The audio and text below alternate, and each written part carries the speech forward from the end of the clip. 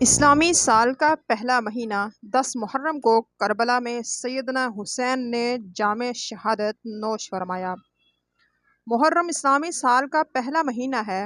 اس ماہ کو محرم اس لیے کہتے ہیں کہ اس میں جنگ و قتال حرام ہے۔ یکم محرم کو سیدنا حضرت عمر فاروق رضی اللہ تعالی عنہ کو شہید کیا گیا، جبکہ 10 تاریخ کو واقعہ کربلا پیش آیا، جس میں نواسۂ رسول صلی اللہ علیہ وآلہ وسلم سیدنا امام حسین نے جام شہادت نوش کیا۔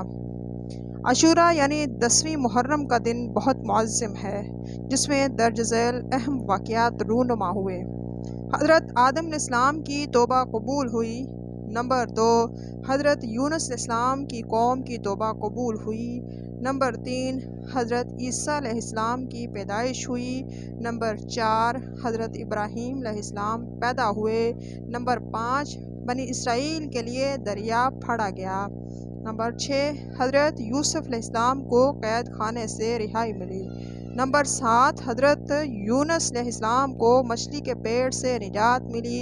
نمبر 8، حضرت یعقوب علیہ السلام نے بیماری سے نجات پائی۔ نمبر 9، حضرت سلیمان علیہ السلام کو بادشاہت عطا ہوئی۔ نمبر 10، حضرت یعقوب علیہ السلام کی بینائی واپس آئی۔ حضرت موسیٰ علیہ السلام پیدا ہوئے۔ آسمان سے پہلی بارش ہوئی۔ قیامت اسی دن آئے گی۔ اللہ تعالیٰ نے اسی دن آسمان، قلم، پہاڑ، کرسی کو پیدا کیا۔ عاشوراء کے دن ہی اصحاب کہف نے کروٹ بدلی۔ عاشوراء کے دن ہر نیک کام بڑے اجر و ثواب کا موجب ہے۔ نبی صلی اللہ علیہ وسلم نے فرمایا، جو شخص 10ویں محرم کا روزہ رکھے، اللہ تعالیٰ اسے 10,000 فرشتوں کی عبادت، 10,000 شہداء کا ثواب عطا فرماتا ہے۔ سیدنا انس رضی اللہ تعالی عنہ سے مروی ہے کہ تاجدار مدینہ نے فرمایا، جو شخص محرم کے پہلے جمعے کو روزہ رکھے تو اس کے گزشتہ گناہ معاف ہو جاتے ہیں۔ سیدنا عائشہ صدیقہ رضی اللہ تعالیٰ عنہ فرماتی ہیں، نبی صلی اللہ علیہ وسلم نے فرمایا، جو شخص محرم کے پہلے 10 دن روزے رکھے تو وہ فردوس اعلیٰ کا مالک ہوگا۔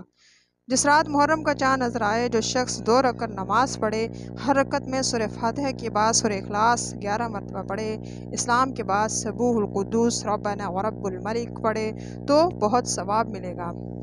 ایک اور روایت میں ہے، جو 10ویں محرم کو 4 رکعت نفل اس طرح پڑھے کہ ہر رکعت میں سورہ فاتحہ کے بعد 15 مرتبہ سورہ اخلاص پڑھے تو اللہ تعالیٰ اس کے 50 سال کے گزشتہ اور 50 سال کے آئندہ گناہ معاف کر دیتا ہے اور اس کے لیے نور کے ممبر بنا دیتا ہے۔ سبحان اللہ۔